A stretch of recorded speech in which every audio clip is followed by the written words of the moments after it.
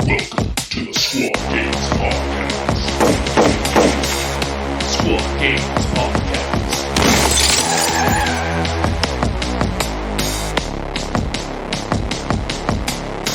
Daddy, let me tell you how science works, all right? Plugs in the plug strip to itself. You don't need to know, just think that it works and it works. Well, I mean, basically, an orc mech is a toddler, except they're right.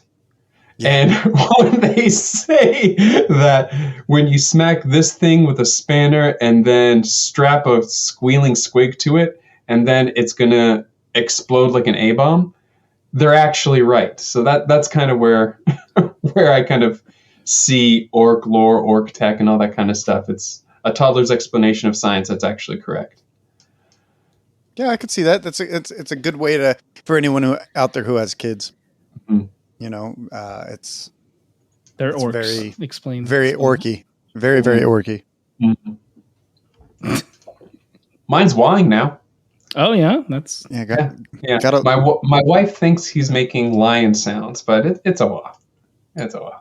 Do you like sneak it into like his noise machine or something every now and then? So he picks it up. Well, I think he might be the new red new red gobbo, because That's when he was really little, Mm-hmm. he was. That's what he should be for Christmas. I should paint his face green.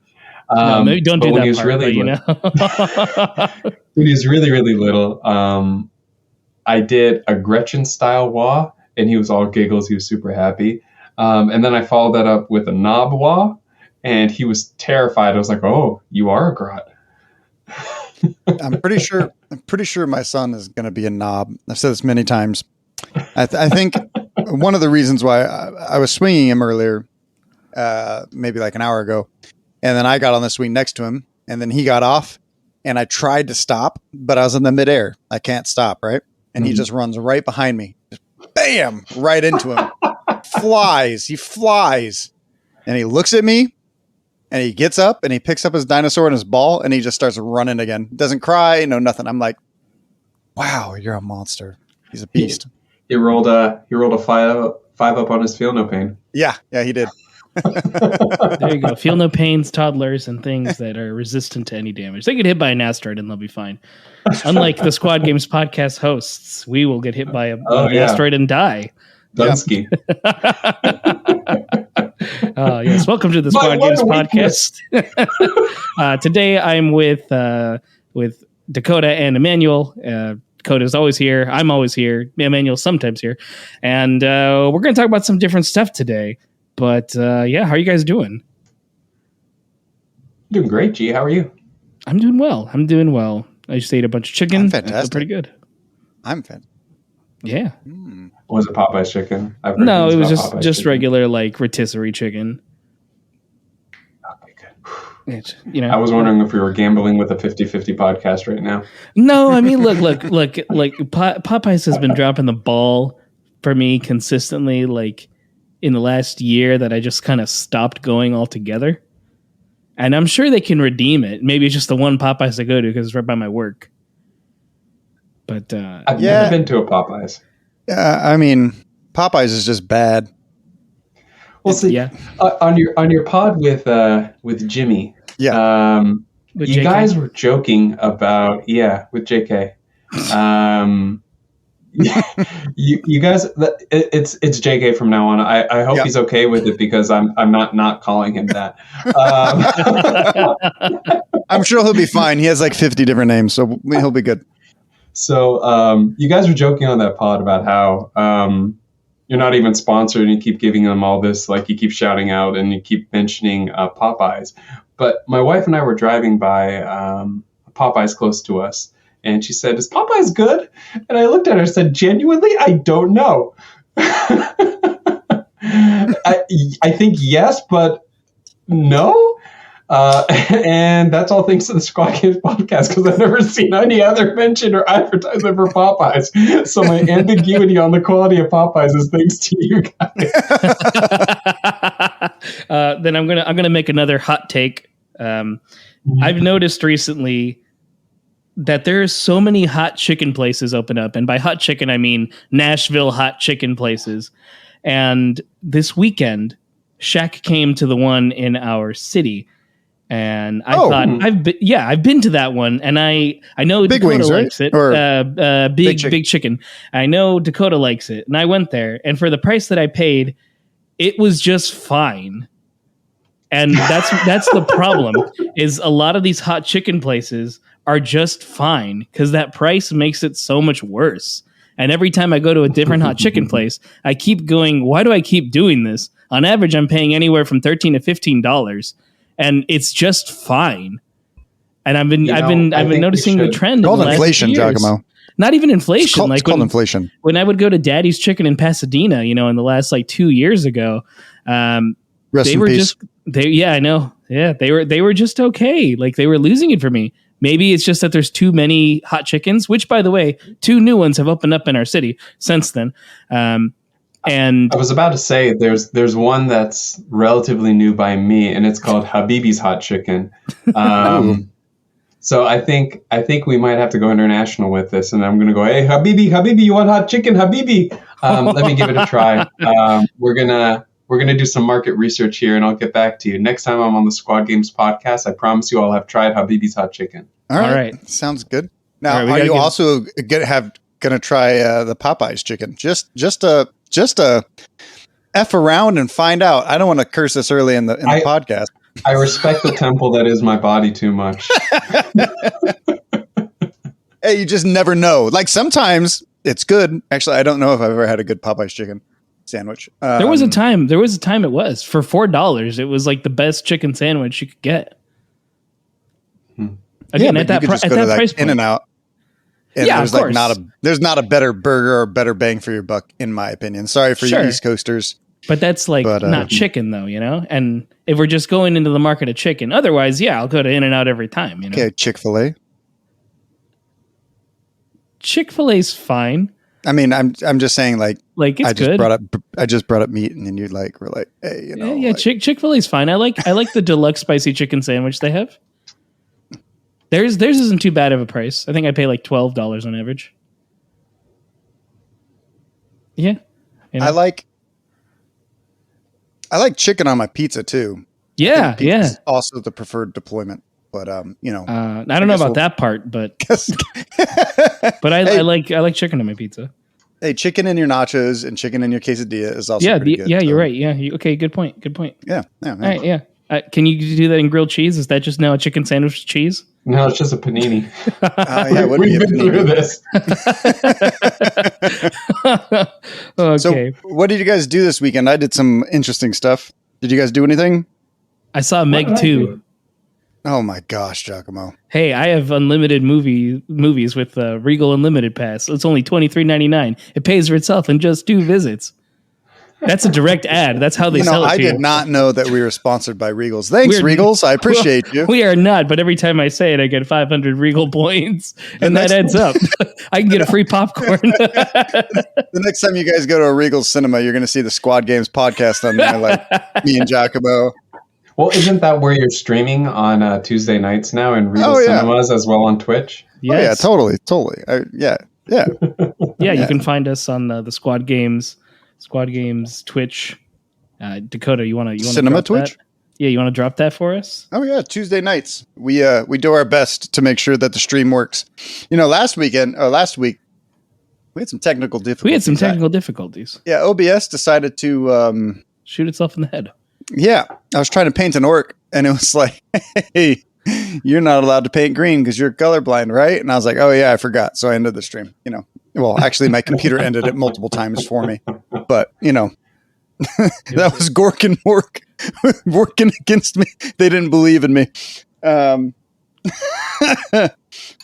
I mean, it was also the orc you were trying to paint was getting stabbed by a sexy elf lady. That's true. He was getting his eyeball stabbed. It was his eyeball. I couldn't tell. I know because she was all white. Guy. I mean, I couldn't get there. I couldn't show the details. It's from Artel W. They do some great miniatures over there.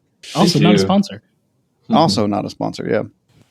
And although they're not a sponsor, we do have an affiliate with Frontline Gaming. So if you're looking to get any product from Frontline Gaming, or if you're looking to go to one of their events, feel free to use the link in the description below. They do help us out, which then helps us make more of these episodes for you guys. I guess I'll start. Other than you, E-Man, G-Man. There's E-Man. There's G-Man. I guess I'm D-Man. All right, we'll move on. I had Alexander Popov come over to my house, and we were working on a 3D model for something that hopefully we can release one of these days. It's going to be a carrying case for my trays. It's going to be awesome. Yeah. 3D designing it and stuff like that, and with a bunch of acrylic, of course, because you have a laser cutter. You might as well use it, right? Yeah. But yeah, he was over here, and he's our local Zinch enthusiast. Talk about him a couple times on the podcast, and I showed him 2 videos he's never seen before because he's not from this country. Does he not have access to like? Oh, I'm sure he does, but this is just American. This is just American culture, right? I wonder if anyone's going to get that. I'm not gonna lie, it went over my head. Okay, it's funnier this way.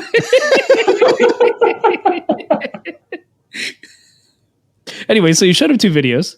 I did. They're actually music videos. I showed him Jizz in My Pants. Oh, nice. And I'm on a boat. Double features. So you gave him a Lonely Island preview. Yeah, but it started off by me saying cool beans to him, and he was like, "What does this mean?" Oh, really? And I was like, well, I guess I got to show you. So I showed him the cool beans, and he was like, "Is this actually in the movie?" And I was like, "Yes." And he was like, he thought it was great. So now we've been just sending each other cool beans gifts all weekend. It's been great. That's not my favorite Lonely Island. Those aren't my favorite ones. My favorite one is On the Ground, only because it comes up way too much in my life. Yeah, you're on the ground a lot? No, the Happy Birthday to the Ground. Or the part in the song where he's like, "That's not my dad? Yeah. That's a cell phone." It's like perfect ingrained to the lunacy that is my brainwaves, and I'm just like, oh, that's my favorite one from Lonely Island. My weekend was fun. Trying to remember what I did. I remember I enjoyed it. Did I black out that bad? No. You have a kid now. Not at all. Not at all. We went out for lunch with my little one, and I took him to Warhammer Cafe for the first time. What Start Collecting box did you get him? Don't even need to ask that question. Well, I hope he likes Tau. We went there because I got my... Why do you wish that into the war? Oh, gee, I thought we were friends. I went to pick up my Warhammer Plus minis. I got the Age of Sigmar one that has the 4 little minions, like the tiny little guys and the warlock person. You can pick them up from Monrovia? You can have them shipped there instead of having to get them mailed to you. So it's a nice excuse for me to go there, yeah. And I went there to get some contrast. I wanted to get the Flash Gets Yellow contrast, the new one. Classic. I haven't tried that one. The Imperial Yellow or Flash the Flash Gets Yellow. It's got a little bit less opaque than the Imperial Fist one, which is super opaque. So I wanted to get that one to try it out. And I tested my kid. I wheeled him around to all the displays, and the one that he lost his mind on was the one with orcs. So he is my son. I thought you were going to say Tau. I thought honestly, that would have been pretty funny. No, he absolutely lost his mind with orcs. I don't know if he recognized them or it's because he's got my brainwaves, but it was, my wife was just like, "Oh, of course. Okay, we're leaving."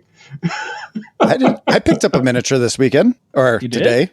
Nice. This morning. I did. What'd you get? Not from a Games Workshop and not from any miniature store. It's actually only available at your local Target. Or did you get the Space Marine? Space Marine board game? Yeah. Nice. That's a cool sculpt for it Titus. Is. I didn't care about anything else in the thing. It does come with a Into the Dark open mat. So it's like a Into the Dark mat, but it's the size of an open board. Comes with 20 Tyranids, Gaunts, 2 Rippers, and then Titus. I plan on making, for a video series that we've been recording quite a lot. I think I have 5 videos that I've recorded and not edited any of them. But one of the ones that we want to do is how to paint different Space Marine kill teams. And I got Ultramarines. So yeah, it's gonna be a fun one. It's gonna be fun, and we're gonna use Mr. Titus. So it's gonna be good.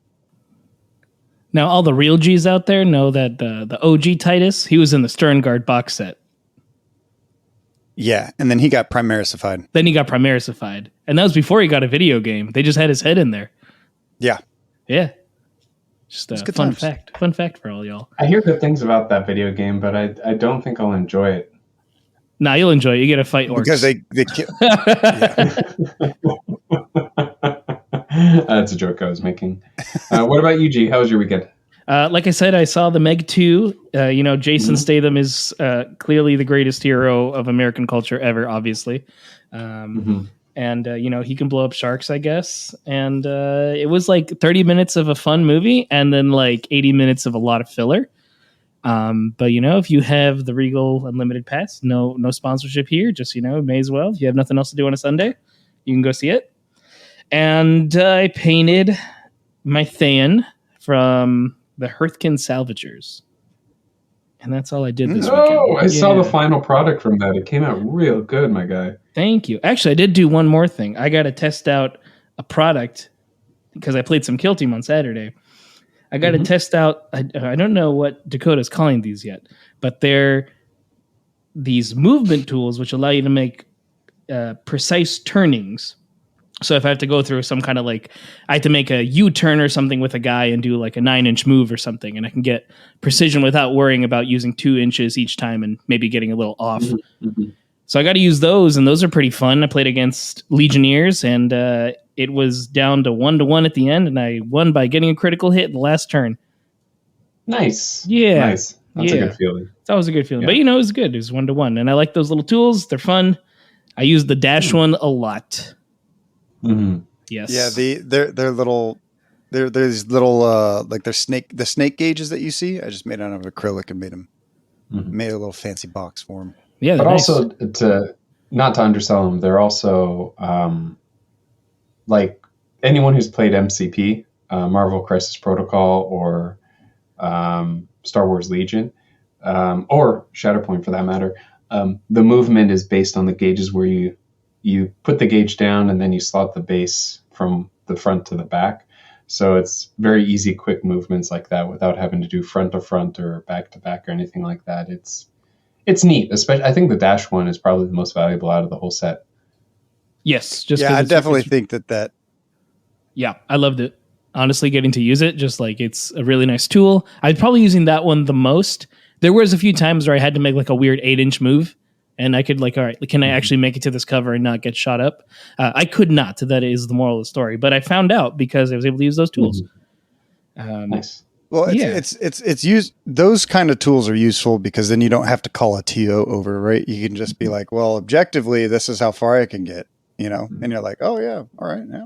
Yeah, exactly. It's funny you mentioned TOs. I think it should be part of a TO kit to have something like that, though. Yeah, I think so. I think that it's a really useful tool in general, especially for TOs. So, or any player that has a real big this is the moment, and I need to make sure this is actually right because it's going to make or break the turn, the game, anything like that. Hopefully, you'll have those available soon if you don't have them already. Yeah, not yet. I want to make sure all my lasers are working first. I always seem to be down with these lasers. Never fun. Are you down with the sickness? Hell yeah, I'm down with the sickness. Are you also down with SoCal? Yeah, man. SoCal Open? Yeah, SoCal Open, man.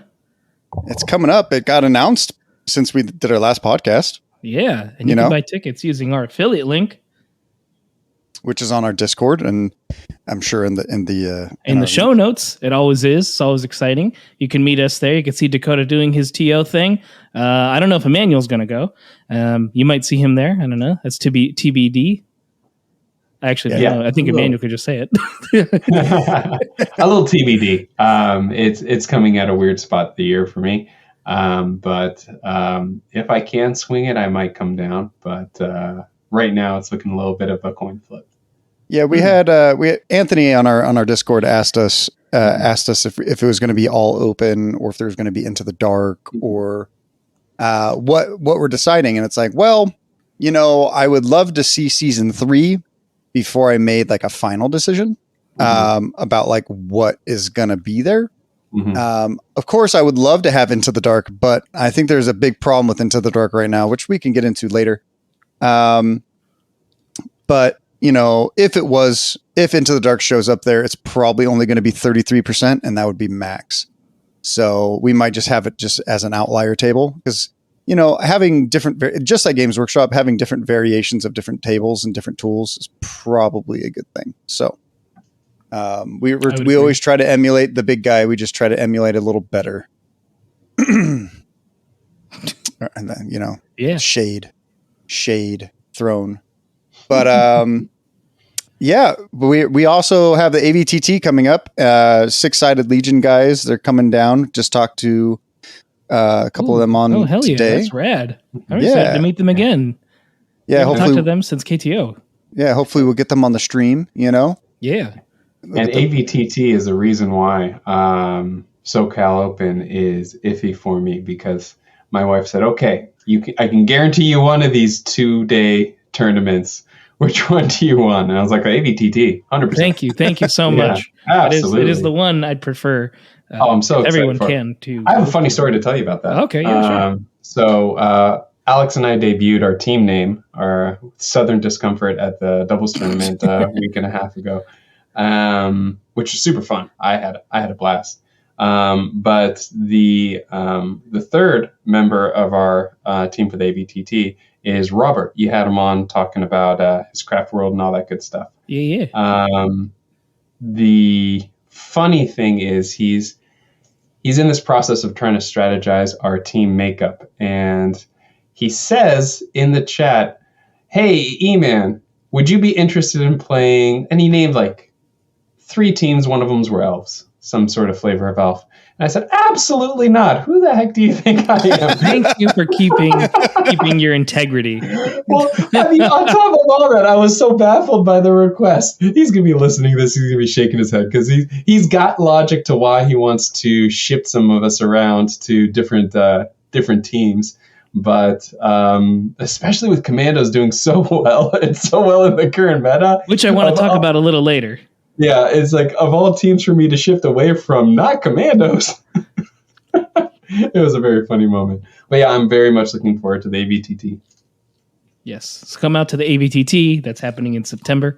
You can get tickets at lester'sworkshop.com/squadgames, or you can also check the show notes, and we'll have it there for you as well. And if you're looking for teammates in the Squad Games Discord, we have our Free Blade little tab right there where you can find people who are also looking for teammates, so you can get your crew ready and set up, or you can bring 2 of your friends who are playing Kill Team and you just want to have a good time on the weekend. Speaking of the AVTT, the premium ticket that we have, I just finished the first set of dice for Jimmy Kelly's team since they bought their. Oh, nice! They bought their premium ticket way back in like May, so the dice have been made, casted. Just got to paint the pips. So they came out real nice too. So excited to keep making those for all the premium tickets out there. And those dice are nice too. They have those pointy edges I like from Casino dice, and they bounce really well. They're a joy to roll, like legit. Like I like throwing them in the little dice roller thing because they have that neoprene mat, and it just goes boom, and it bounces like 2 or 3 times, then lands, and like you roll it in your hands, and you feel the little pokiness that like it's very enjoyable. I just think of like Vegas dice again, you know. Oh, I'm excited! I bought my premium ticket a couple weeks ago. Yeah, I hope you get your sick ass dice, man. I'm indecisive on my color. I'm indecisive on my color. Green.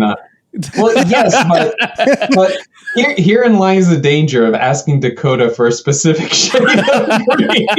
I can only make certain shades of green, I I'm think. going to end up with pink sheets, Giacomo. You know it. Not even dice, you get Well, pink sheets. Watch Emmanuel's going to say like, hey, I want green and red dice. I'll be like, okay, I'll make like green and red resin. It's like, okay, this one's green. Okay, this one's red. And then I'll like pour them and then they'll like cast and then they'll like mix colors. And I'll be like, yeah, these look good. Or they look brown. I don't know. And I give them brown dice with brown pips is what I'll end up with. Exactly. honestly, fine. That's okay. It's a conversation. You just have to believe. What happened to your dice? Emmanuel, you just have to believe. You just have to believe that they're red and green. So, speaking of doubles, Command Point just did a really good podcast on the doubles tournament with our two winners, which was Tom LaRochelle and James Skinner. And they absolutely crushed it. The 2002 Patriots, particular, they came out, they dominated the entire field. That was a team. Can I interrupt real quick? Sure.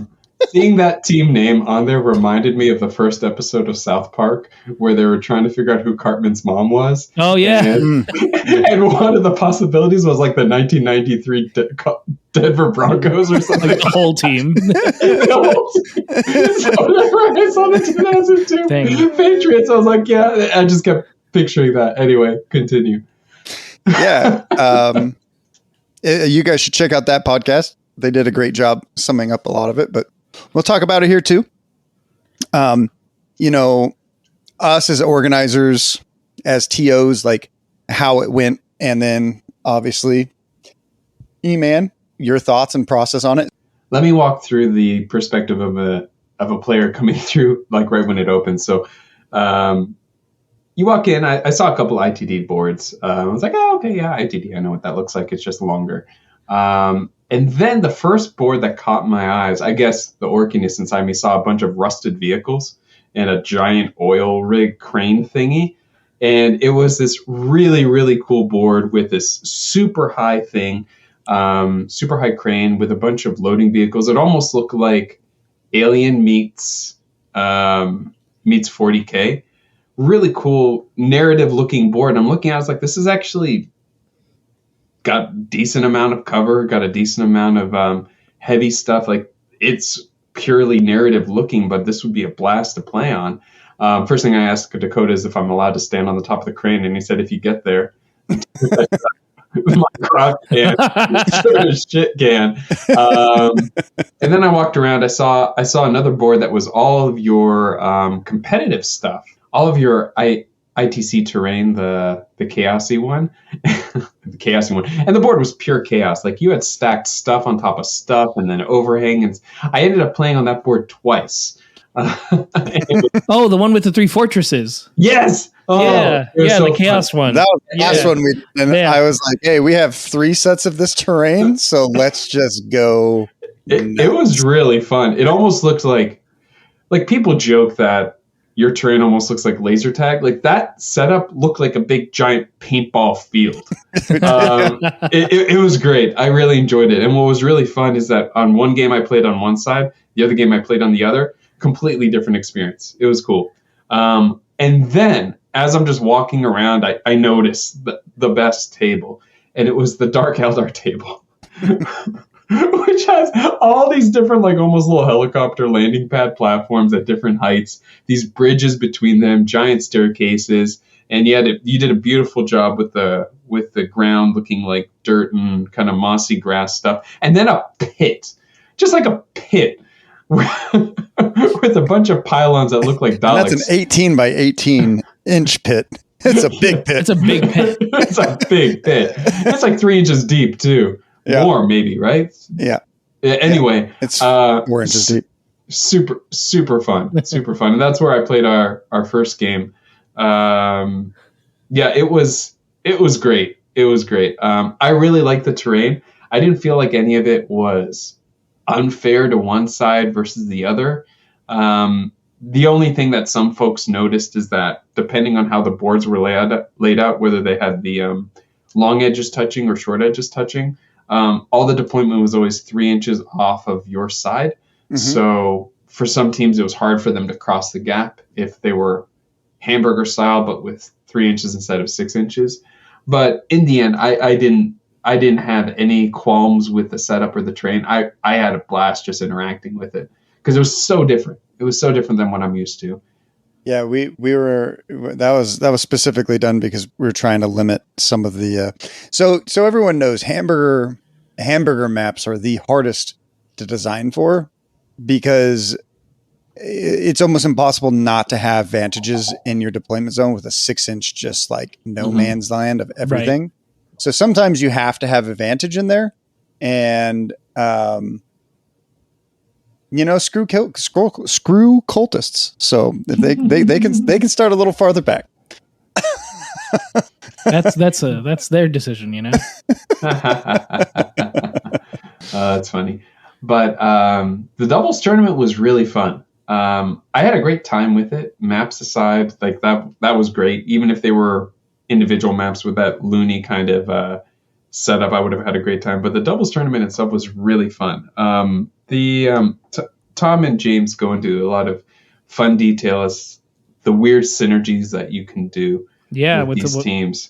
Alex and I were playing our pet factions, the Commandos, as well as and he was his Hunter Clade.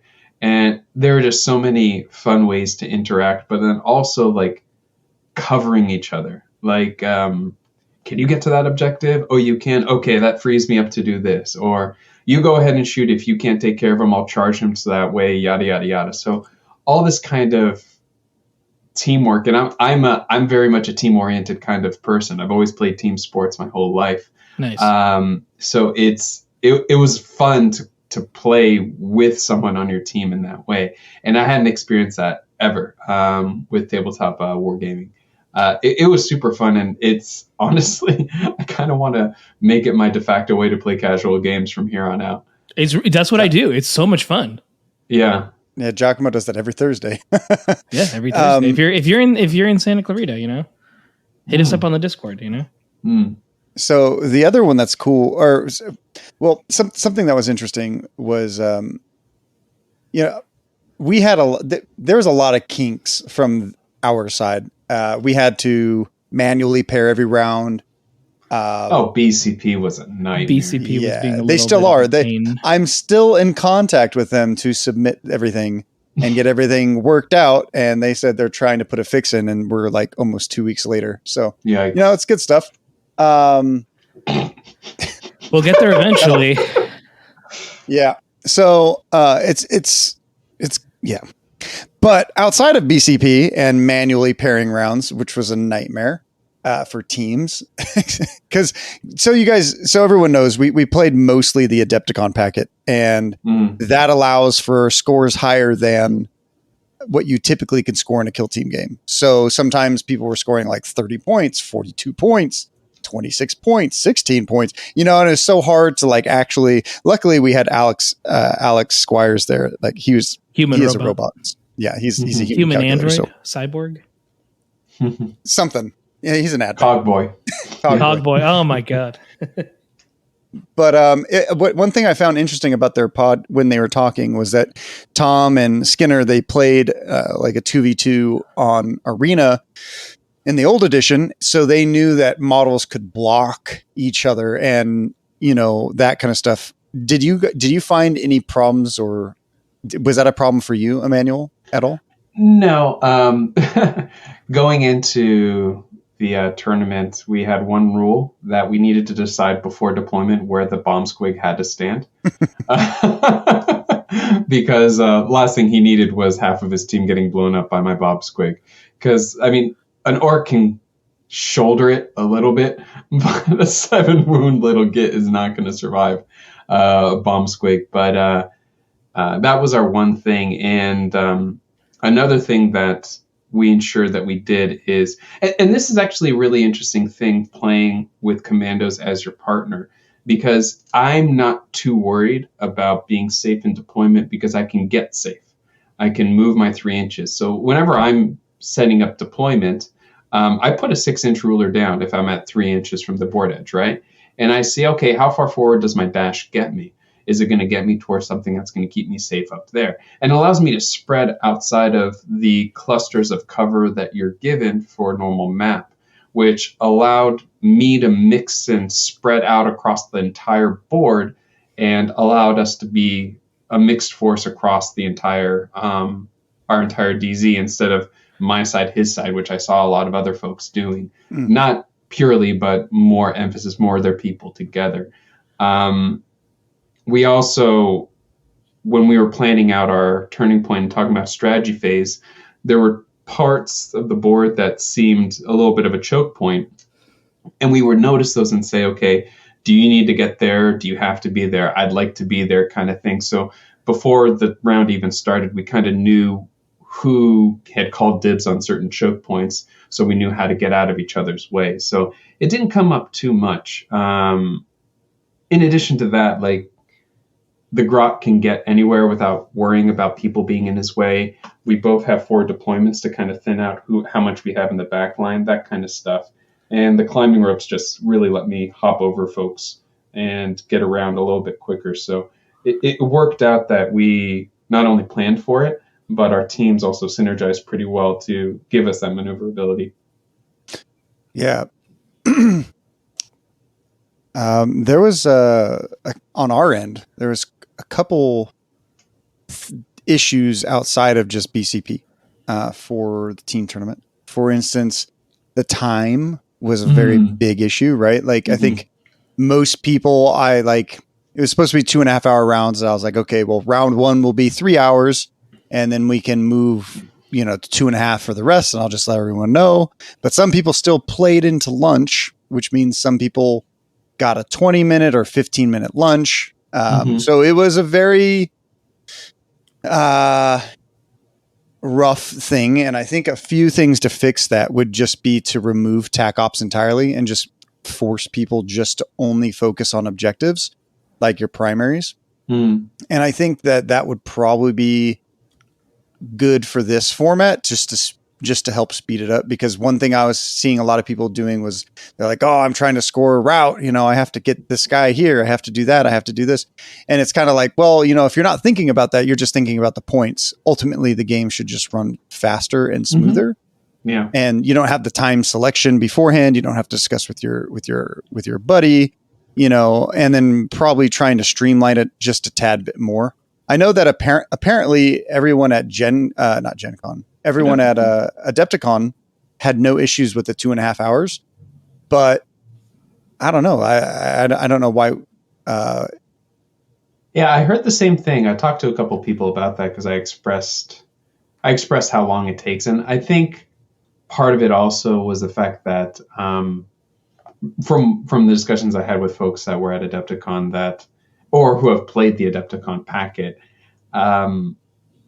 I would have to admit that Alex and I did not do our stuff simultaneously as much as we could have, but not as much as possible, because a lot of our strategy was developed around, I'm going to make my decision of what I'm going to do based on what you need to do now and how that outcome is. So I needed to see what was going to happen, or we're both going after models of the same player and they can't roll saves against both of them and kind of compartmentalize one thing and another thing, what ploys they might need to do in response or command rerolls. Like it in an ideal world, both of us acting simultaneously on both sides of the board would be a way to speed it up. But we found that more often than not, we had to carry out our actions in sequence.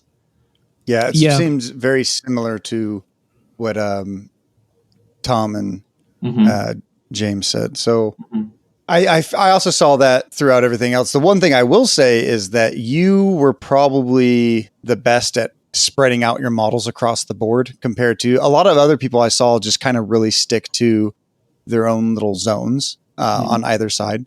So it was pretty interesting to see everyone's different strategies, and I thought everyone seemed like they had a great time, which is a good thing,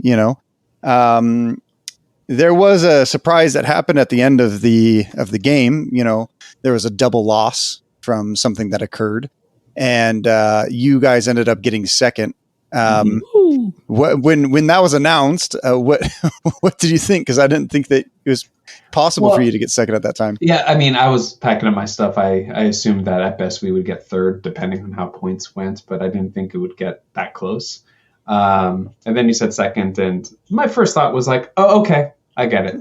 I can read between the lines, but the thing about it is the fact that I was surprised that that had happened, and I only realized it after the announcement. I think that's a real big testament to the way whatever the incident was handled, because I had no idea any of that was going on. I was carrying on my game. It didn't get disrupted. I didn't hear anything. I didn't witness anything. And I think that whatever happened, you moderated that pretty well. It's better than the AVTT problem we had. So yeah, it didn't seem like anyone outside of staff kind of knew what happened. So, which is good. Good. They can enjoy their experience and have a good time. Yeah. So Absolutely. Yeah, but one of the crazy thing is that we had a Cultist Felgor team that went 1-2. That was our last match. Oh, Jonathan Marquise and goodness. James Robinson. How was that? That seems awful to go against. Well, I mean, here's the thing. I'm very worried about what might happen to Felgor whenever the next balance patch comes out. Because they don't need that much. They don't need it to be. I genuinely feel that they only need Warpaint change. That's it. Yeah. With the clarification that happened with when Seek and Destroy happens with... which is already a nerf.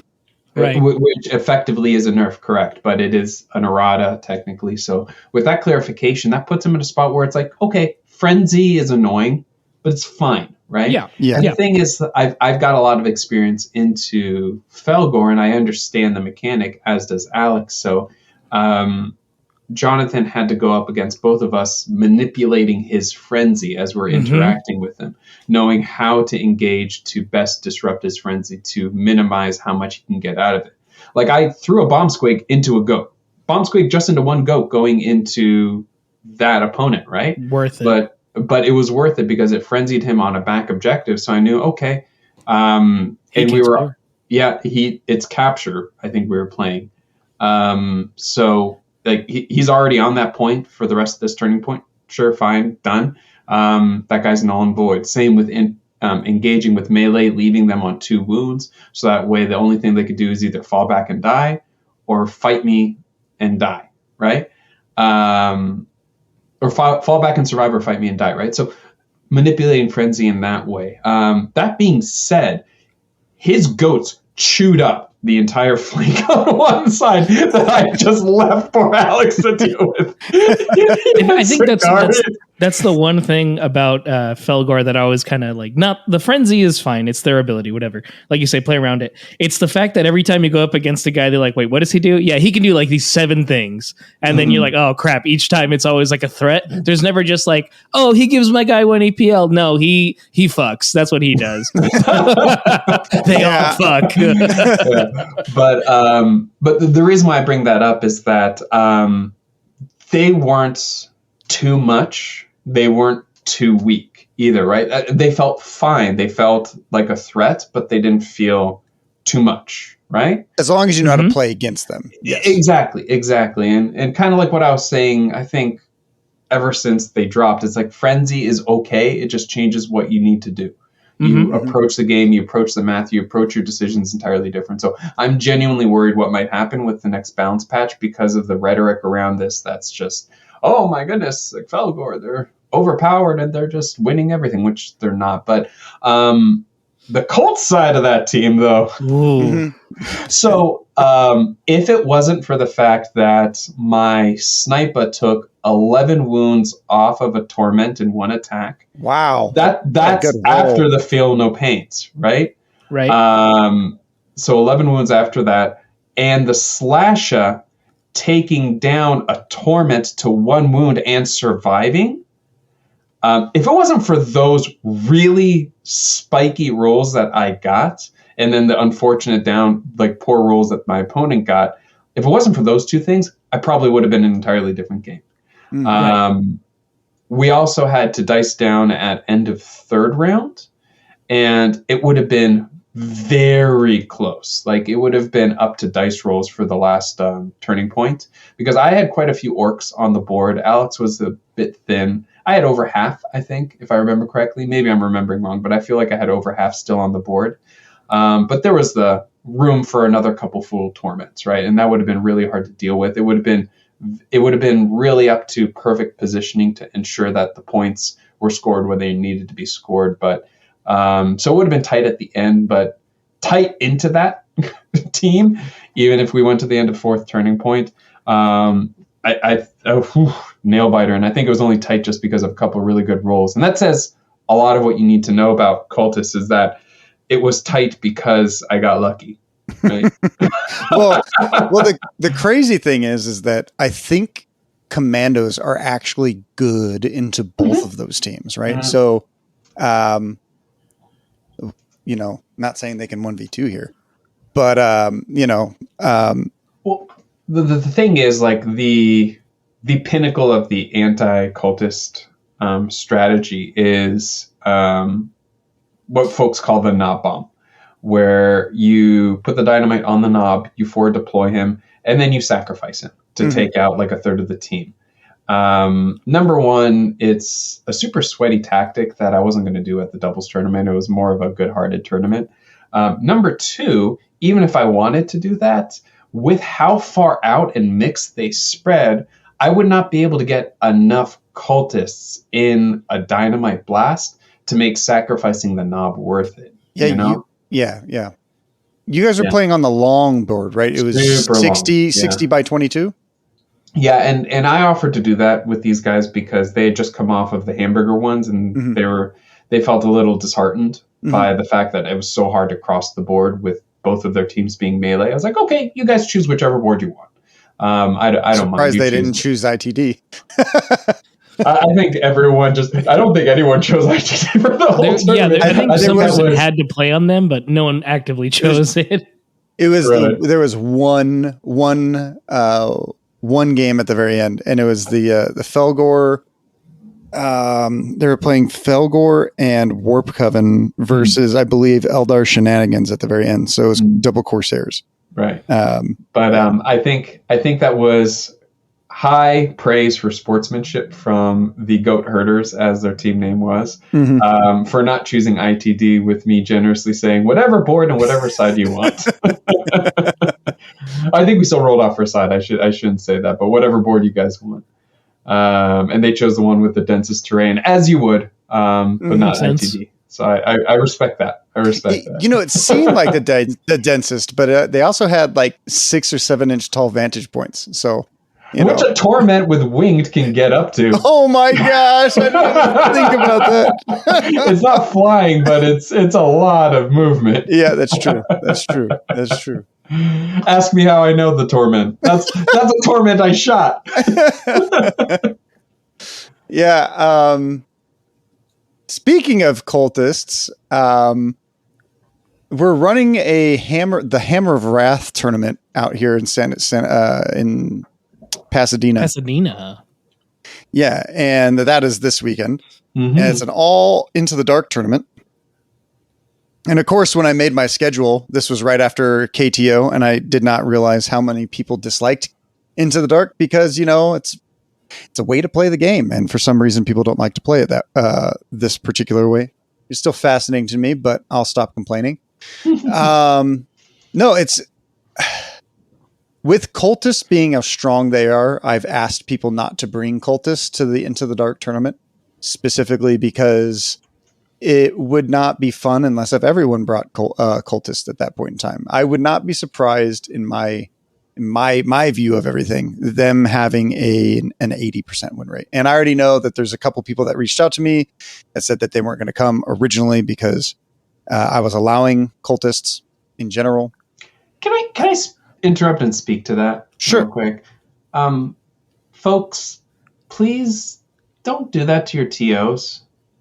That bothers me, like, kind of deep down at my core. I'm speaking from the heart here. Like, with all the effort that TOs do to put on events to try and make the best experience for everyone, it's not. This is an important project for Dakota, but for any TO to put on a successful event to make people happy. But to say I won't come if you let this happen, it's not a nice look for me. Like I don't want to know who told you that or who voiced that opinion. And the thing is, I get it. I completely understand, because if someone's investing time, effort, money, gas miles, parking, all that kind of stuff, they want to have a good time. And Cultists on ITD is not a good time as they currently stand. I get that. But that kind of ultimatum to the TO is just going to wrench their hearts. Because, I mean, you, Dakota, you want people to have a good time, right? Yeah. I also decided this tournament back in May. I didn't even know cultists were a thing. Yep. Or Felgor, right? This much of a problem. Yeah. So it's like, just please don't put Dakota in that situation, because he wants to make you happy. But think of the other person who saw, oh my goodness, Dark Commune and Cults, they're announcing this. Oh, this is my favorite models ever. I'm really excited to play this. Jimmy One Army comes to the, not JK, right? JK has a lot of armies, but yeah, Jimmy One Army, different Jimmy, wants to come to this tournament and then finds out that they're banned. That's also not a good feeling for that person either, too, you know? Absolutely. Yeah. Yeah, it's unfortunate. I'm stuck in a rock and a hard place. It's either like you let them come. I mean, if I wanted to sell more tickets, I probably should have banned them earlier. But you know, it is what it is. Mm-hmm. There's always the All Valley for people to come to and to SoCal. Mm-hmm. But you know, it's something that, you know, no TO ever really wants to do, but kind of like how Into the Dark is already the way that everything's like shaking out for it, just probably best just to leave them at home.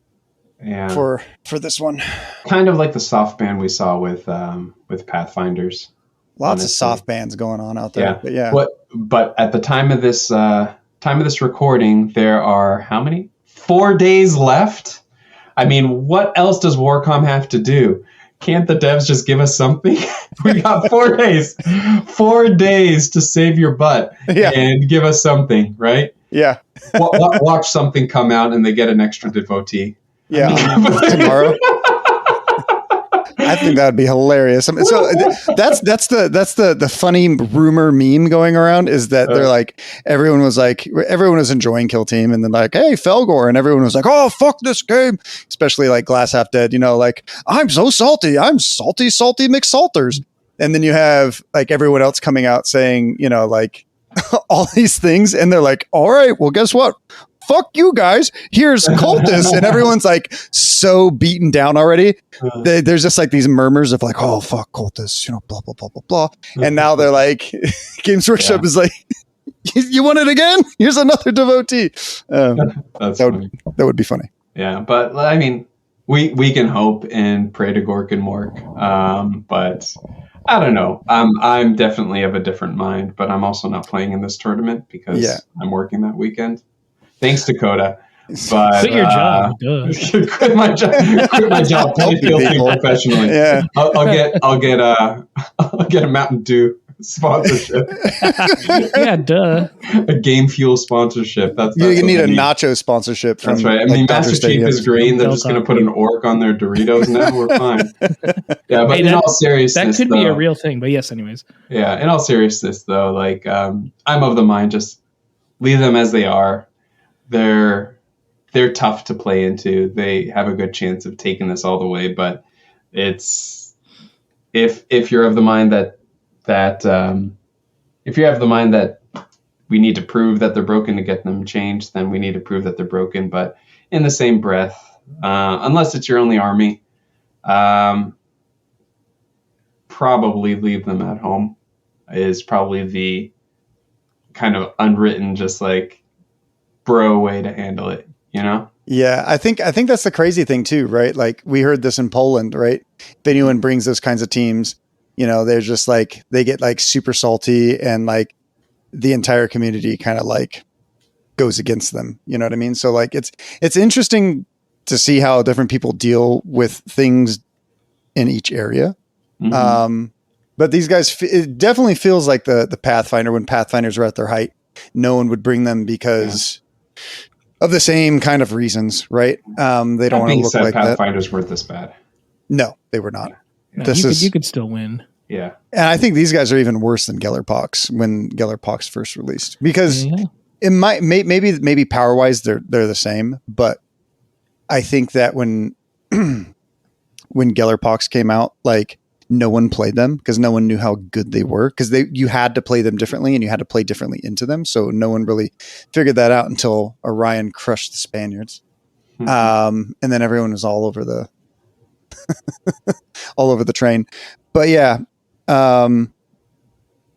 It's an interesting conundrum for TOs, right? You don't know what you need to do, what you got to do. Mm-hmm. And hopefully the next teams that come out in season 3, will help that kind of stuff. So do you guys all think it's jungle, like everyone's saying? Welcome to the jungle. It's why not? Sure, it can be jungle. God, I hope not. Why the hell not?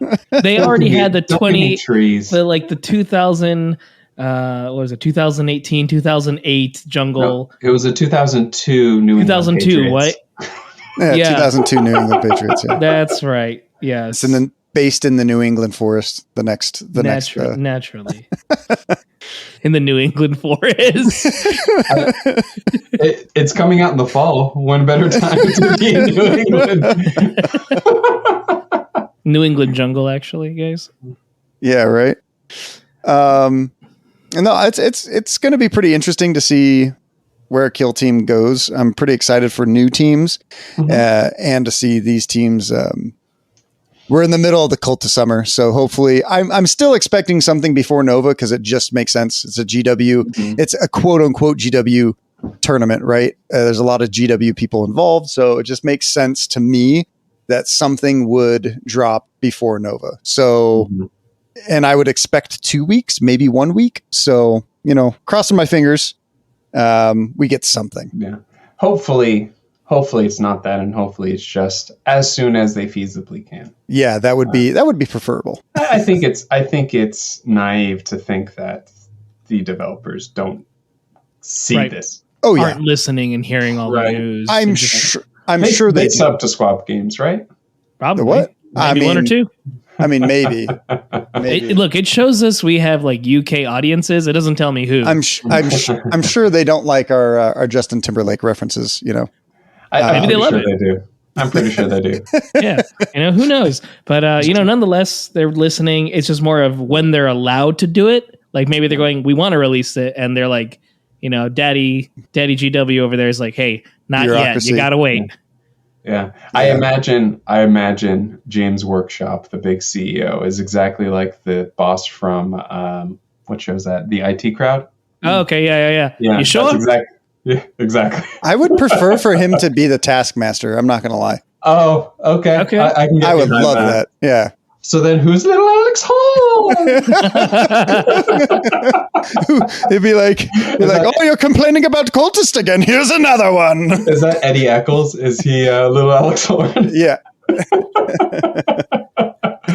Oh, that's funny. So so I have to believe that they have it ready in the chamber. They're just when they're allowed to release it, That's what knows the inner workings, Yeah, but also like the general. I mean, we've never seen a problem. I don't think we've seen a problem this big in team wise. I mean, the overall game is balanced, no matter what everyone else is saying. Right? The overall game is balanced, and it's in a good spot. It's just these two, this one team in particular, and the fact that people still don't know how to play into Felgor. And don't underestimate Inquisition either. They're super strong, I think. A couple things that hopefully don't go under the radar. They can take way too much plasma. Yeah, they can take 4, right? And absolute authority is an absolute nightmare. Yeah. My wish list is those two things to get changed. Also, anything that makes it so that way the meta choice is not always breachers would be nice. I'd like to see the cat get yeeted off of their roster. There's no spotter. Why do they have a cat? Vecgar don't get a spotter, so breachers shouldn't get their cat. Those are my 3 wish lists. Hopefully, at least some of them happen, but they're under the radar because of all the ire that Cult's getting, and I think Felgor got swept up with all this ire, and I think they're going to get too much of an unfortunate touch.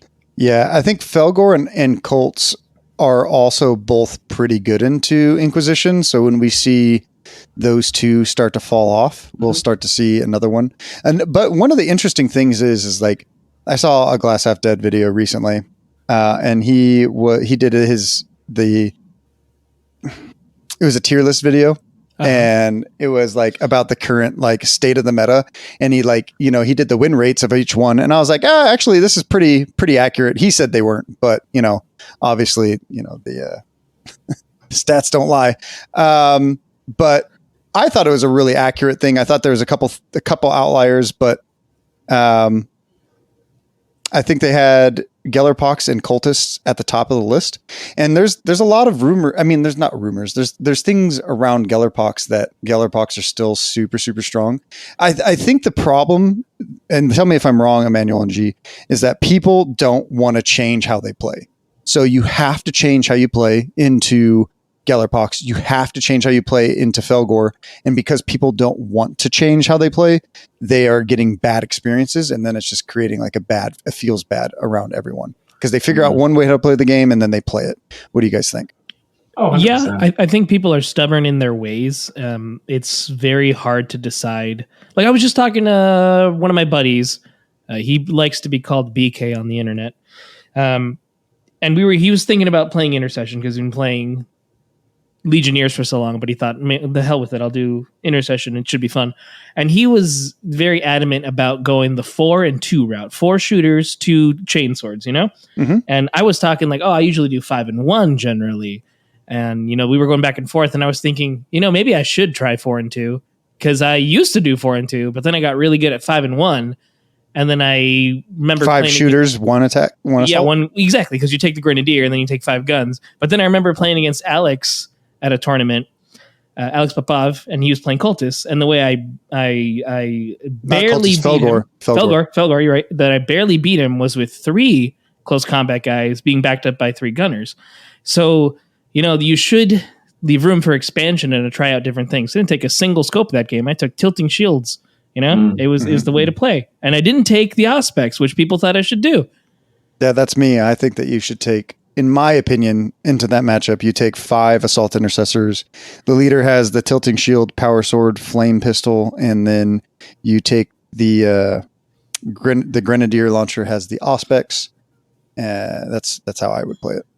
See, different strategies. We have different ways. So don't be afraid to try something else out, especially if you're playing elite teams, because it's very easy to try something different.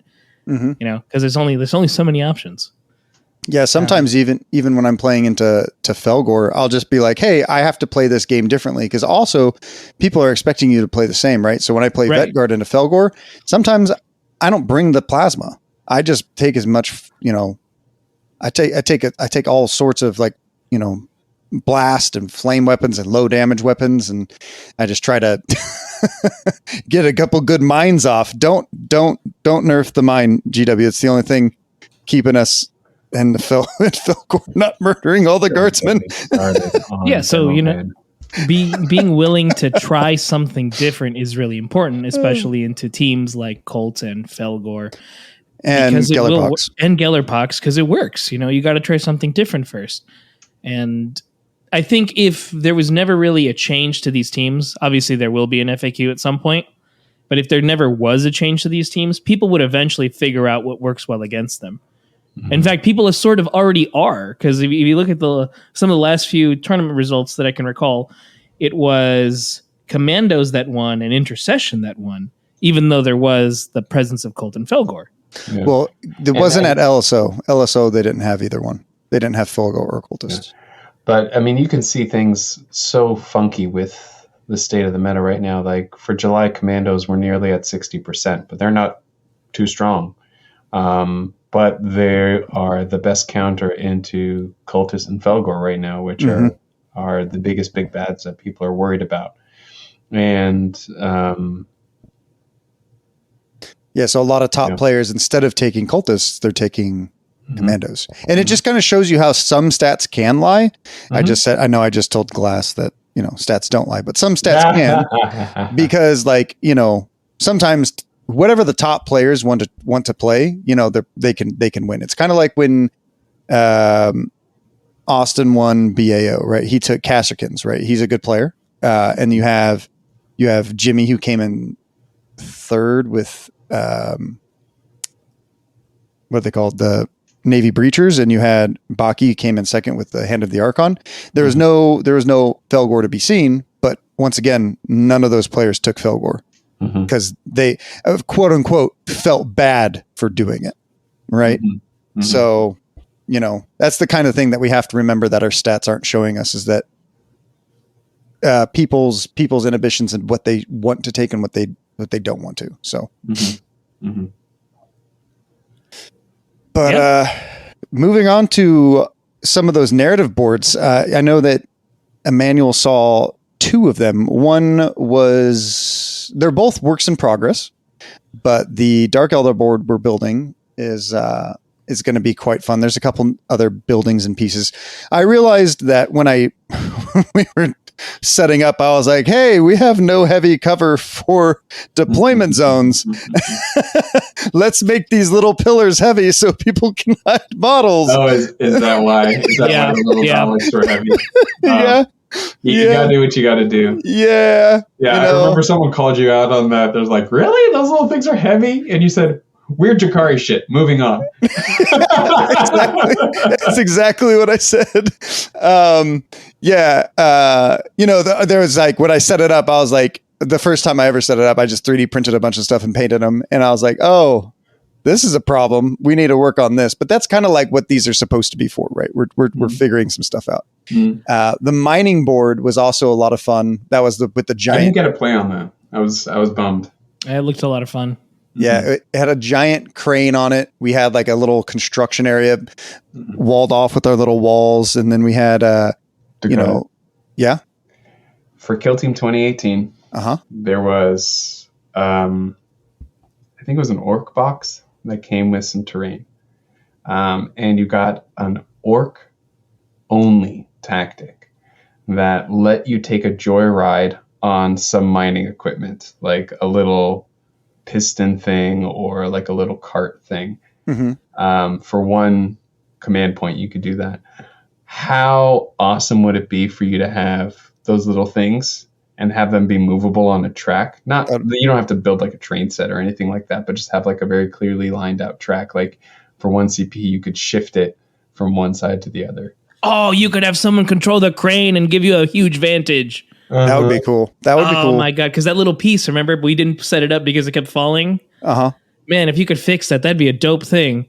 That would be cool. Yeah. I'd love to play on a board with interactive terrain like that. I would love cool interactive like that, terrain, not just doors. That's so fun. I like the smoke from Nachman. We definitely did take out a USPS. It is a UPS. It's an in-scale UPS truck, and we were wheeling it back and running it into different objects on that terrain the night before just to have fun. Oh, that's funny. We're all just big kids. Yeah. So we were, we could do that. A couple other boards that we had in mind was I've really been excited for a jungle forest board. There's somebody on our Discord who puts up all of these beautiful pictures of his team in like the forest. Is it June? I'll have to look. But they keep putting a bunch of pictures of their models in like forest terrain. And it's just really made me want to make this kind of like cool terrain with, instead of vantages, you have like rock walls or, big cliff walls with like movable things. You're talking about the guy who's got like Marines and Crutes? Yeah. And you just post them in the dirt? Yeah. That is June. Yeah. It reminds me of a subreddit that you may or may not know about. It's called Minis Day Out, I think. Okay. Nice. It's where people just take photos of their miniatures out in IRL. Yeah, and he does a great job taking pictures of them. And he uses scale appropriately. Like he'll find like little kind of sprouts that almost look like Death World trees. Yeah. And I remember he has one, I think it's a Reaver about to backstab a Crute or something like that. It's great. Yeah, if you guys get on our Discord, you guys can look for those. They do a lot of really fun and exciting shots that has really inspired me to do something really cool with jungle. And then there's another board that I'm really, really excited about. It's a half. Now, people are going to murder me for saying this, but it's half Into the Dark and it's half open. Now, let me explain. The Into the Dark part will probably be two levels. So there's going to be maybe a catwalks or going up and down stairs. So it'll be a little bit more interesting than just Into the Dark. But also the other half, the open half, is going to have like an opening and metal on this, on like I'm going to make like a bridge that goes to a spacecraft. So when you leave the Into the Dark area, you're going to a spacecraft in the middle of space. But along that bridge and on the outside of this space tower or whatever, I'm drawing inspiration from the Angels of Death TV show when they're breaching the Sword of Baal. Mm-hmm. But there's going to be metal along the sides, so you can actually magnetize your model onto the walls and along the sides of the bridge, so you can get different angles from different things because they're in space, so they can do weird stuff. That reminds me of an orc joke. Okay. This orc, this orc spacecraft is going through space trying to rejoin the Wa, and they come across a freeboarder ship that seems like it's broken down. And they look outside the little portholes on their ship, and they see a bunch of orcs just in the vacuum of space, just hammering and spanning and just doing all this stuff to fix it without any suits on. And one of the orcs gets like a suit on, goes out there and says, "What are you gits doing? Like, how are you breathing without any suits?" And they look at him and say, "What?" And said, "There's no air in space." And all the orcs die.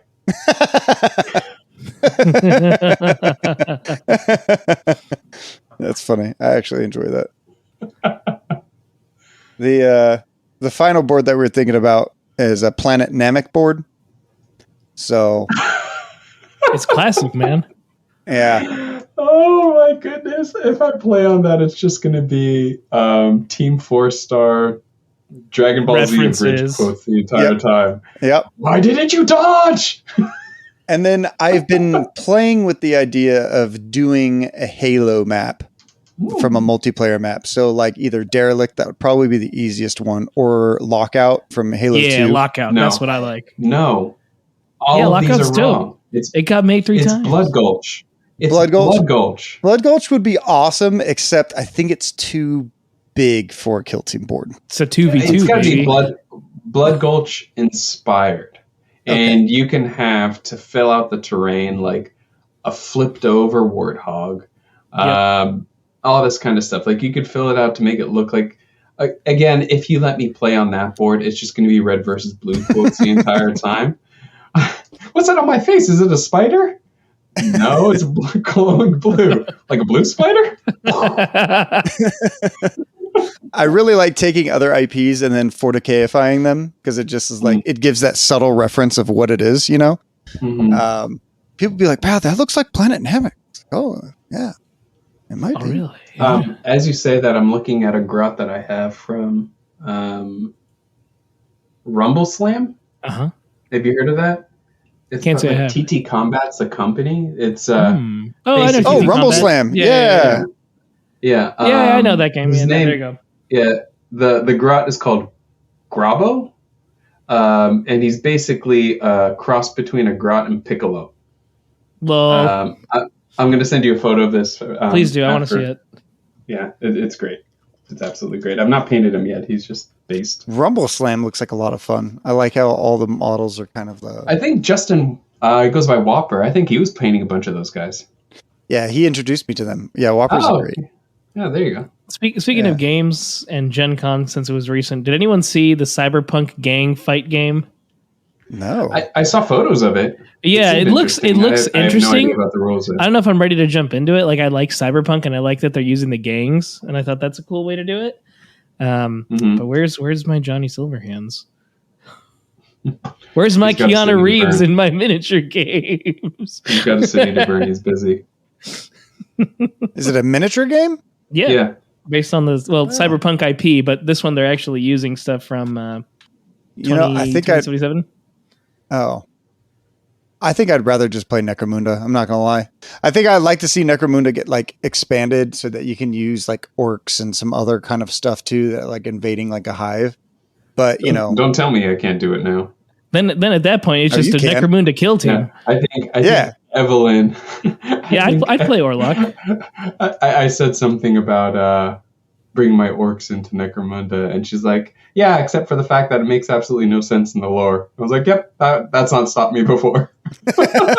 The orcs just believe, okay, and then they're there. They're there. They're there.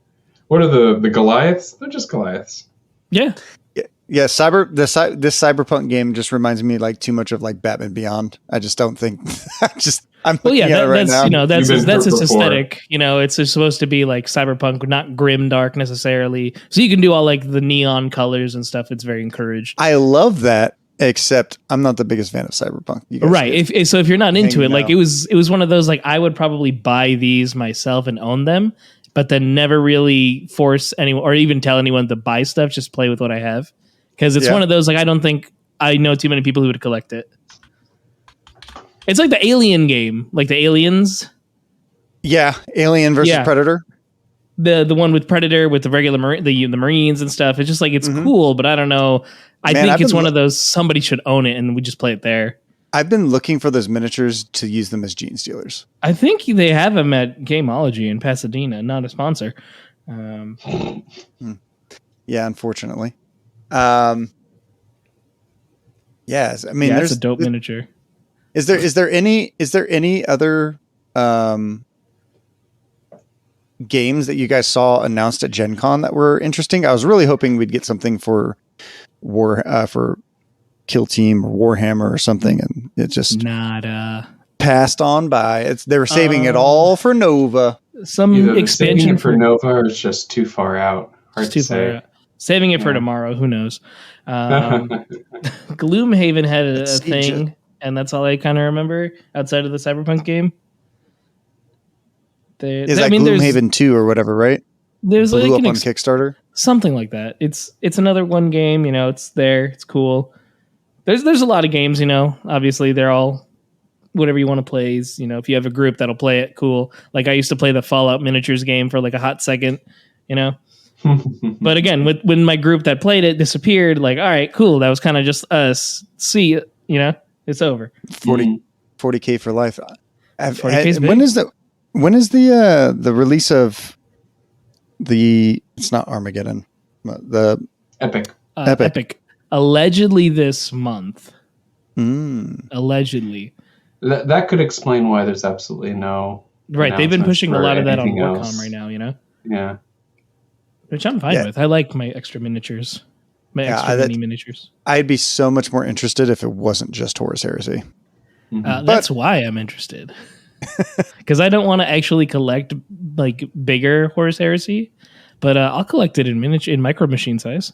Micro size.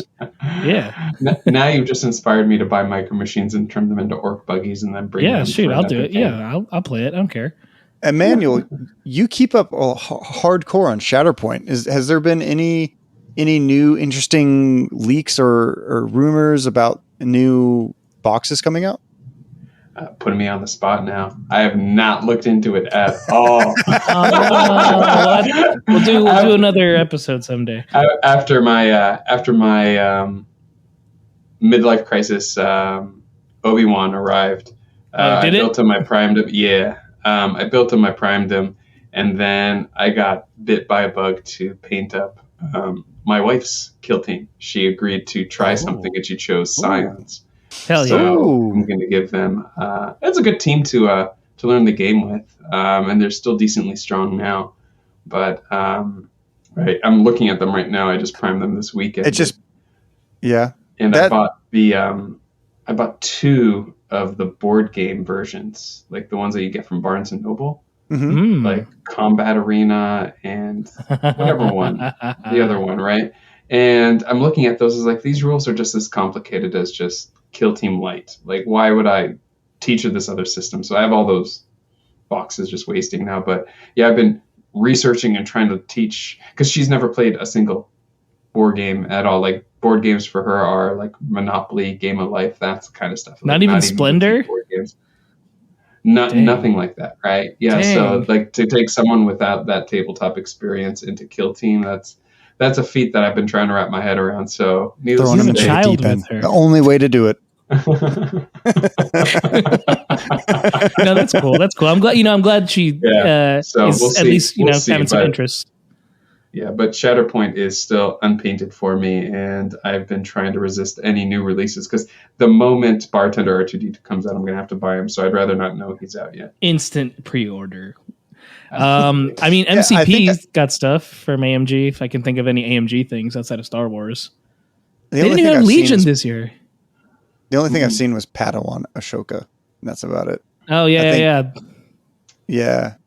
Samuel L. Jackson came out. So excited about that one. But, I also got the Midlife Crisis Obi-Wan Nice. and Darth Vader. And I think my wife is doing an unboxing of it, so I still can't open the box. Does anyone agree with my sentiment that I hate the little thing Darth Vader has on his sculpt? Like, could they have made that optional? I mean, I know I can cut it off, but like the Are little you talking metal about thing he the- has. Oh, the thing that he's like kind of crunching with the Force. Yeah, like I get it, but I kind of hate it because it gets in the way of the Oh. model. Oh yeah, I'm not going to put that on there. I'm gonna No, sculpt not it at out. all. Absolutely. Yeah, And I am like that also- sculpt better than the official Darth Vader that they've announced. His Yeah, absolutely. the cape dynamics of the one that they announced in the box with the stormtroopers. It's this weird billowy thing that almost makes him look like Spawn. Like Spawn in the comics. Love Spawn. Well, yeah, but he's not Darth Vader, my guy. Yeah, so like the weird, like kind of billowed up of his cape that's supposed to like look like he's moving dynamically just seems off with the kinetics of the model. I can't put my finger on it. Like the two best. I see it. He's like standing on his like Yeah, broken down. Yeah, I mean that is very Spawn. Right? It's not. It's He's- not quite like Home- Vader. Homie's in a tornado. I think that they let the MCP guys sculpt that model. Seriously, because it's like when you think of Vader, he's a menacing force that just has to stand there. He doesn't really need to do anything else. And he's, so like when I think of good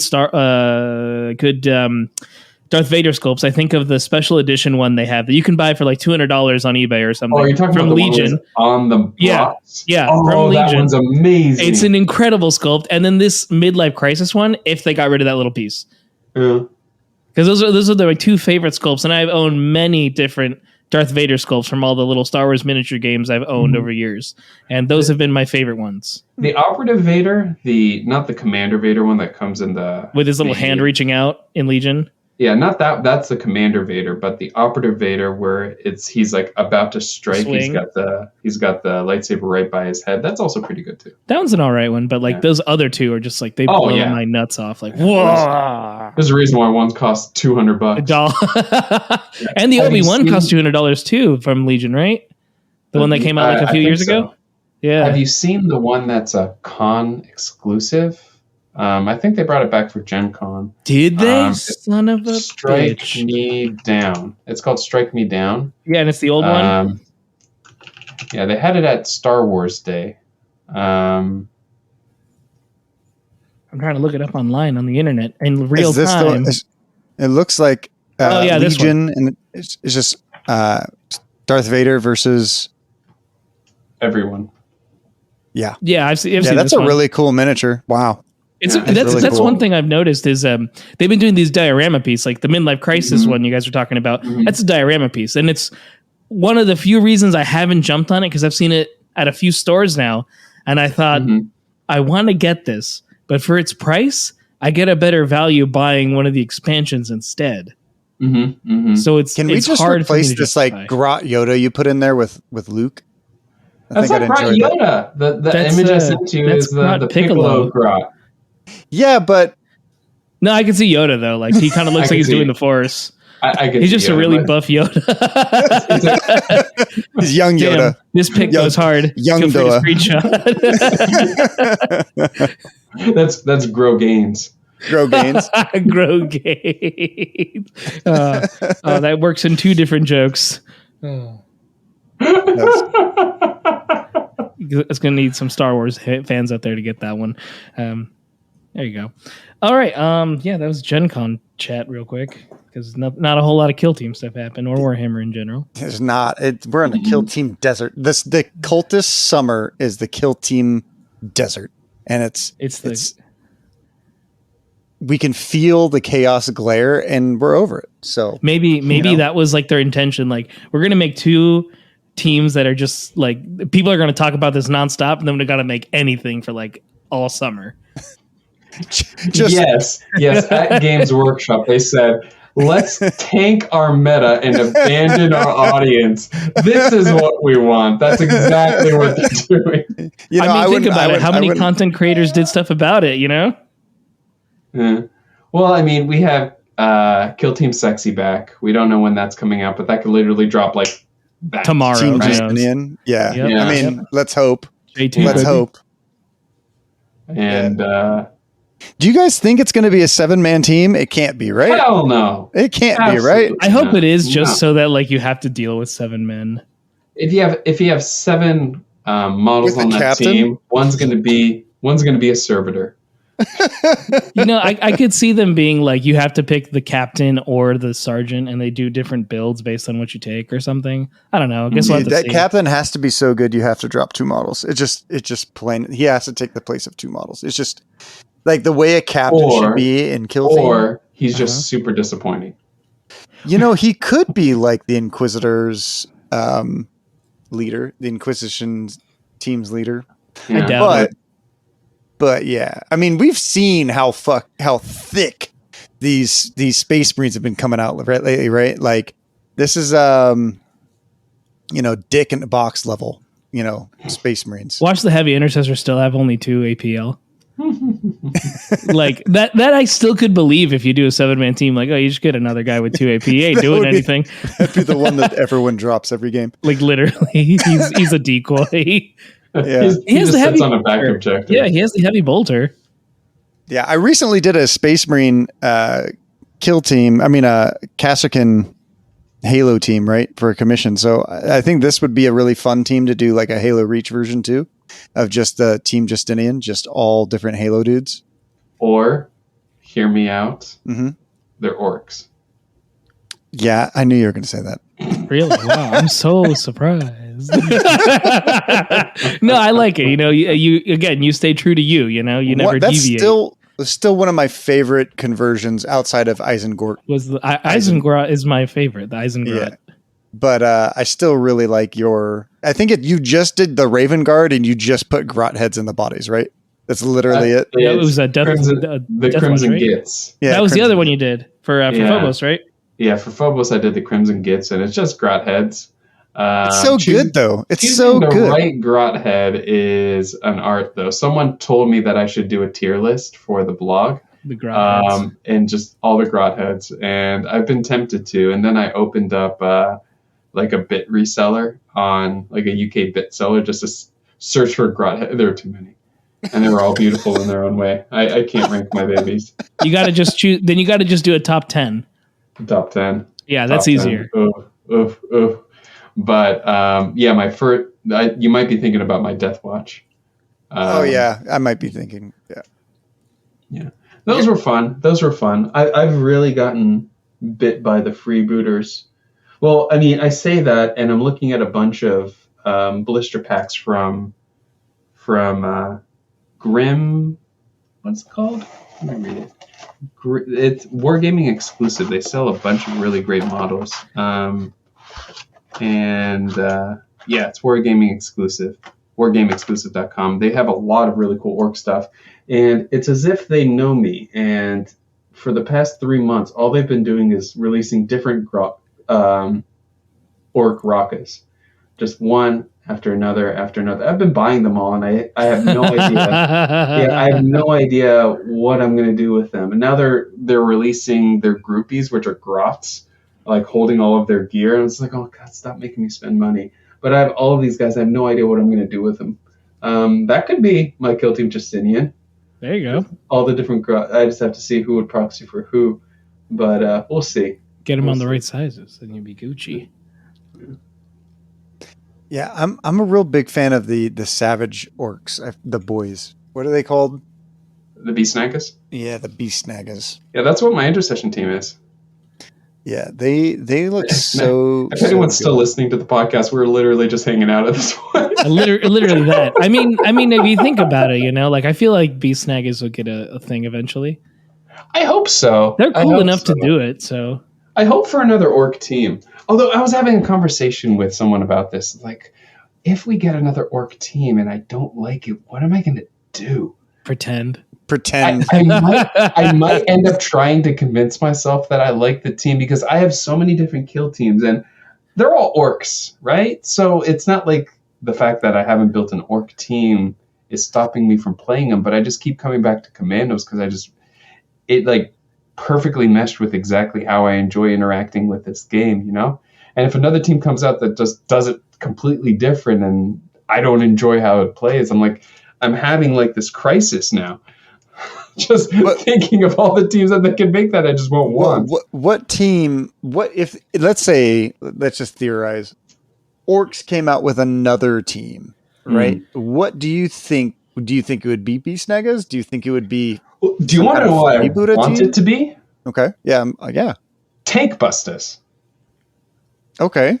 Just like a demo squad. Like, how fun would that be? Do they just blow themselves up, and that's like their special thing? Well, I mean, have you seen the original? Like, that'd be great. My mind goes to a place of just like, okay, well, people are saying like Creed came out and this was like a whole resin refresh, right? Mm-hmm. Right. Same with Orc Commandos. Same with like there's never been Navis before, right? And we get Navis. No good Kroot models. We get Kroot. Like some of these like specialist teams are filling a gap in the line. There's no Corsairs. Here's some Corsairs, right? Mm-hmm. Right. Tank Busters are... There's no Catachance. There's no Catachance. I mean, Catachance could come back, right? Yeah. But like these are the things that I look at. So then I see the Tank Buster kit. And I have one. I got it for Christmas for my wife. And they're super cool when you look at the models. But like if that model range got a refresh, like there's a guy with rocket pistols. Oh, yeah, this looking dude. How cool is that? There's like the tank hammer where a guy literally just smacks something with a rocket on a stick. It's so cool, and they could do such weird stuff with it. Like you could have a mix between Tank Busters with a bunch of like squid bombs could look so funny. Oh yeah, absolutely. They're so derpy, right? It's such a fun kit. And if they came out with like a Tank Buster kit, I would just build my original kit, right? And just have like the derpiest, weird looking orcs to play with a Tank Buster team. And like I pitched this to a friend, and it's like, but there's no tanks in Kill Team. And my response was, Umis go boom just as well. Hey, counterpoint. Gretchen team led by one orc. Oh, that would like be the orc good. Gretchen team. Actually, that would be. I would love a GRC team, like a Gretchen Revolutionary Committee. Yeah, I would love that. I would be down with that one. Just put 20 Gretchen on the table, bro. That would be legit. Whoa. Calm down. 14. I don't want to feel 20 people. Here's how it would go. It would be like 14, one master of who's an orc. But the thing is Gretchen can't do orders on their own. They're always GA2, and you can you force them to work in the way that like what are they called? The Blade twins from Cultist work, where they can both interact like that. You have them do that so that they can. Yeah, so that you can have them both like, we both need to do the activation in order to do an action because they're Gretchen. Mm-hmm. So it'd be a team that always works in pairs or something. Oh, and you could have weird stuff like they could loot your VP off of you. Yeah, something like that. That's like a very unique ability, but you must do it in pairs, and they're way worse when they're on their own because they lack moral.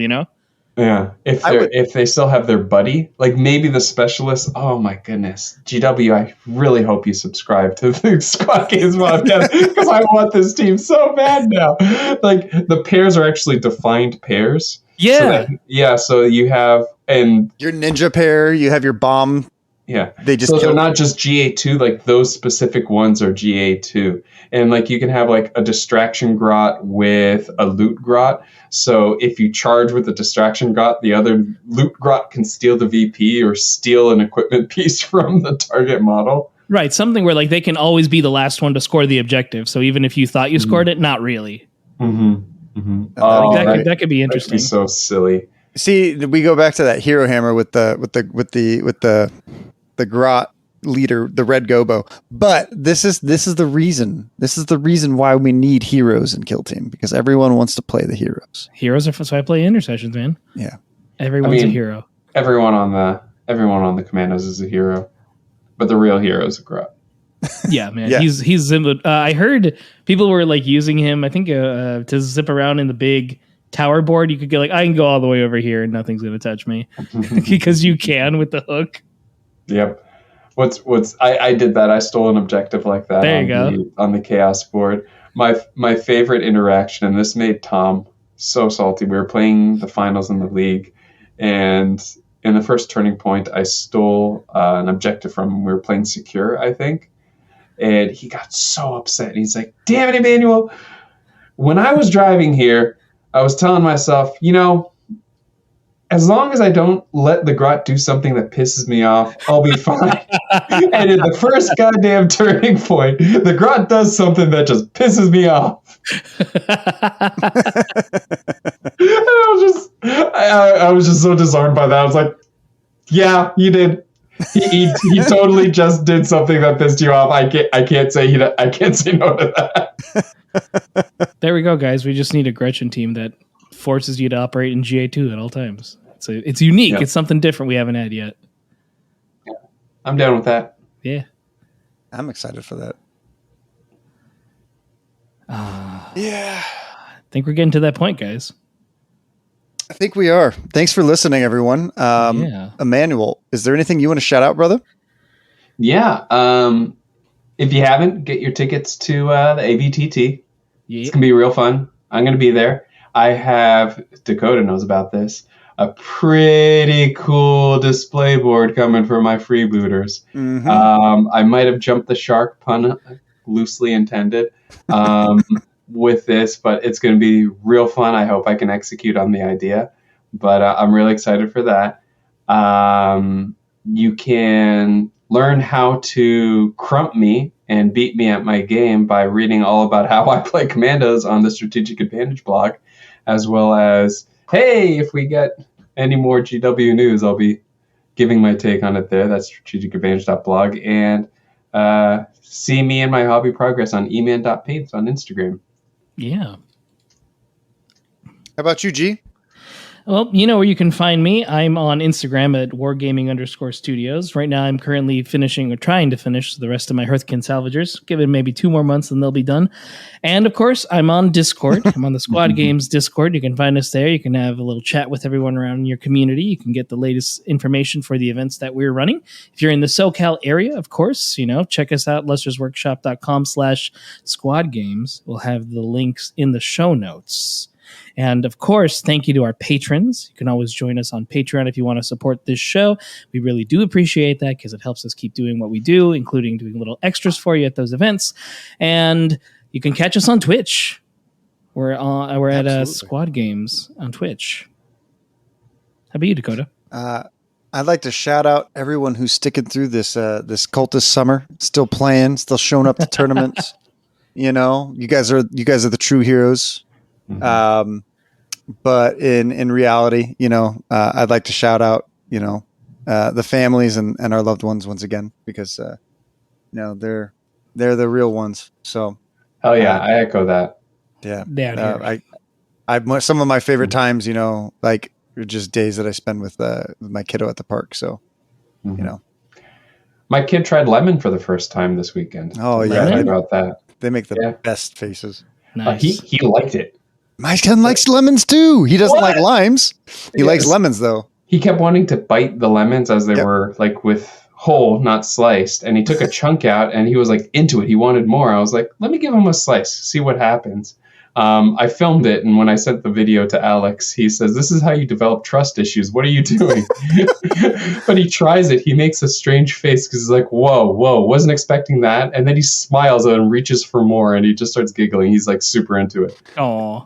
It was really cute. Today when I took Soren to Target to get the Space Marine board game, we were in the toy section looking for it, and he just picked up this giant boat, like the size of himself, and like I think they called it like a heroic Bronchiosaurus. It's like a Bronchiosaurus meant to be the size for like the little Jurassic Park action figures, and he's like trying to drag them both through Target, trying to get to the front of the store until he gives up and just takes one. And then I have to like convince him to take a different toy because that one's $50, and I'm like, no, let's not have a meltdown. let's not have a meltdown. Speaking of meltdown, if you don't want us to have a meltdown, last thing I needed to remember to shout out, because I'm reading my notes now, is we have an affiliate with Frontline Gaming, and if you're going to be going to SoCal Open or any of the other awesome events they run in the United States, use our link. Give us some love there. That also helps support the show. It helps out a lot. It does a lot. It do be a lot. Or if you're going to get the latest pre-order stuff, And our patrons, sometimes they get early podcasts and videos. So give them if you want to support us that way, feel free to jump on our Patreon and support us there. Yeah. Yeah. All right. All right, guys. Well, I'm gonna go put my kid to bed, and I'll talk to you guys later. Yeah, I'm gonna go spend the night in the fridge. It's hot. That's why your electricity bill's so high, Giacomo. That's why. He closes the door, okay, Dakota? He closes the door. I mean, you can believe whatever you want to believe. I got nothing after that. Bye. Bye.